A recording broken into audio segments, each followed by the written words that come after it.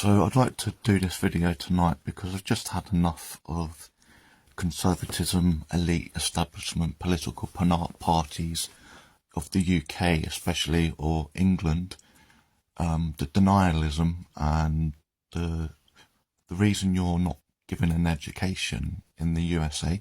So that's the reason you're not given an education in the USA and the UK and France and Germany and Israel and any country, especially in the West, Australia, New Zealand, Canada, Italy, Spain, Greece, the Netherlands. The reason you aren't given a history lesson, a proper history lesson of how World War One kind of lent or happened, and how World War Two also kind of happened, and the consequences of these two wars, and the thing called, we now call them elites or capitalists or crooky politicians.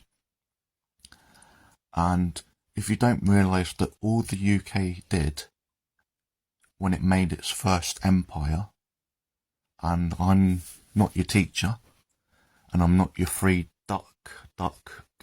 your DuckDuckGo search engine, but whenever we start the British Empire with the royals, it never ended. It's still going in 2023. All it did was shrink, and it became the Commonwealth and privilege. It became white man privilege. And we teamed up with white man USA privilege and European French privilege, and we created Israel. And we create Israel because, let's face it, our British Empire shouldn't have been sticking its nose in at World War One, which led up to World War One, to try and take on or remove an empire. So these were things called the Ottoman Empire, and of course there was also the German and Russian empires that were, you know, laying claim in 1800s, 1900s. But anyway, when we get to Israel, because our ancestors fucked up, our ancestors dillied and dallied across the UK, the USA, Canada, Australia, and we dillied and dallied about the Nazi problem and the Japanese problem and the Italian communist problem, to the point that 6 million Jews were killed, 6 million. And most of them fled to the UK, the USA, and Palestine.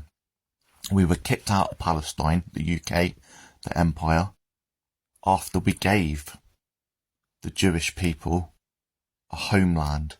And some people didn't want the homeland because, if you know your religion, they're not meant to have a homeland at the moment because God Almighty hasn't returned to planet Earth that we know of. And basically, we, as in our ancestors, white people, white privilege, invaders, killers, fake democracy put on the world and put on the UK, France, USA, and the UK decide we'll give Israel, and we get kicked out, the UK gets kicked out, Israel completely takes over. We fund Israel, 100% fund it, the UK, the USA and France. Later, other countries fund Israel, such as Germany, to say sorry for killing 6 million Jews, killing gays, killing socialists, killing left, killing anyone that was woke, anyone that was disabled, anyone that was mentally ill, anyone that was elderly, anyone that was not the traditional white conservative, conditional queen and country conservative, not the corrupt that will pay taxes, yet it doesn't pay too many taxes. And what we did is we stitch, yes, you know what sewing is? We sewed the Israeli state into the UK politics, mainly conservative, yet we do we stitch it in all the all the political parties, we stitch it into all businesses, we stitch it into all banks, we stitch it into the USA, we stitch it into France, and then later Germany, and we stitch it in because we never want the Jewish community to be slaughtered again. We never want the Jewish community to be slaughtered blindly. Yet for 75 years, our ancestors, all traumatised from World War I and World War II, and the trauma was never picked up, because if you think a conservative, Winston Churchill, or Rishi Sunak, or Boris Johnson, cares about healing trauma, emotional trauma, physical trauma, mental trauma, financial trauma, they don't want to fix that. So we let it all fester for 75 years. And we built this ideology. And once the Zionists had the ideology and the country, they said the Jewish people will never be killed again. Maybe in other countries, never in Israel. They'll never be slaughtered in Israel. Well, we've got the American backing, the France backing, and the UK military backing. And we will build walls, and we will build an army, and we will build rockets, and all of this. Yet no one questioned, how did the Polish Jews, the French Jews, the Italian Jews, the English Jews, the USA Jews, how do a lot of them end up in Israel?